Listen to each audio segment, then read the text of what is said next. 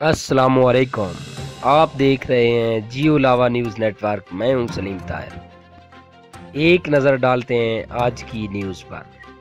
पीड़ा जांगला में जगह जगह गंदगी के ढेर, अवाम के लिए किसी और वबा के मुंतज़िर। अवाम इस वजह से शदीद मुश्किलात का शिकार है और जगह जगह बारिशी पानी खड़ा हो जाने की वजह से मौजूदा मौसम में मलेरिया और डेंगू जैसे मर्ज इस वजह से फैल सकते हैं।